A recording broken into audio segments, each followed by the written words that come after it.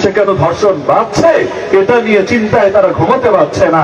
একটাবার চিন্তা করুক, যত যুগ যাচ্ছে, যত বছর যাচ্ছে, কেন ধর্ষণের মাত্রা বাড়ছে। অথচ আগের চাইতে এখন কিন্তু মসজিদ কমে নাই, বেড়েছে। মাদ্রাসা কমে নাই, বেড়েছে। ওয়াজ মাহফিল কমে নাই, বেড়েছে। তাবলীগের সাথী কমে নাই, বেড়েছে। পীর সাহেবদের মুরিদের সংখ্যা কমে নাই, বেড়েছে।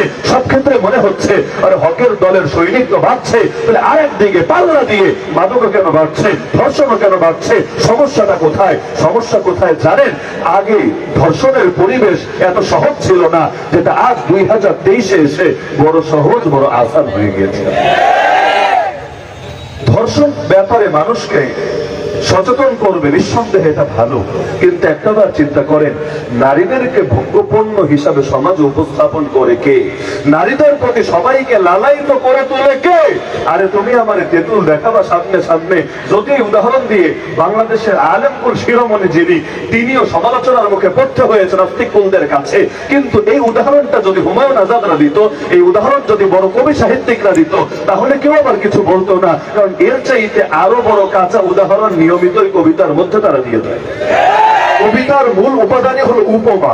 কবিতার মধ্যে যত বেশি উপমা দিবেন অলংকারের বিচারে, অলংকার শাস্ত্রের বিচারে, কবিতা তত বেশি পাণ্ডিত্যপূর্ণ হবে, বাগ্মিতাপূর্ণ হবে।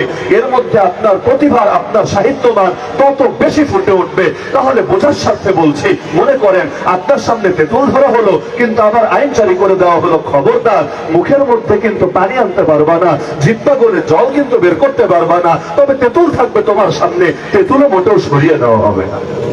নারীরা এখন থেকে 50 বছর আগে কেমন চলাফেরা করতো আর এখন কেমন চলাফেরা করে?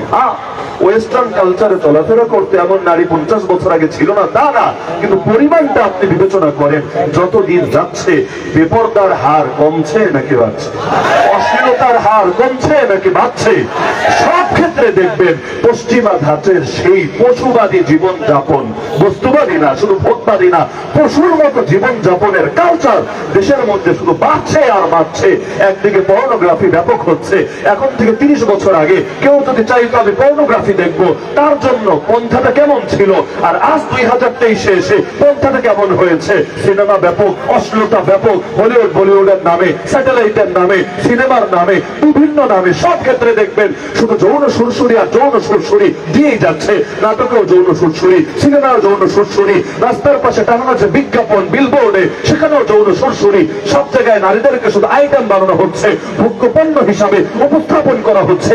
নারী যত বেশি আবেদনময়ী, যত বেশি আকর্ষণীয়, তত বেশি তার বিমান, তত বেশি তার বেতন, তত বেশি তার চাকরির মূল্য। সব ক্ষেত্রে এটা বলে বলে সমাজে কোন কালচারটা প্রতিষ্ঠা করা হচ্ছে? এটাই তো বোঝানো হচ্ছে যে নারীরা তোমাদের জন্য এই জমিনের মধ্যে একটা ভালো ভোগ্যপণ্য, তবে জোরাজুরি করো না, তোমরা এটা সম্মতির সঙ্গে আদায় করার চেষ্টা করো।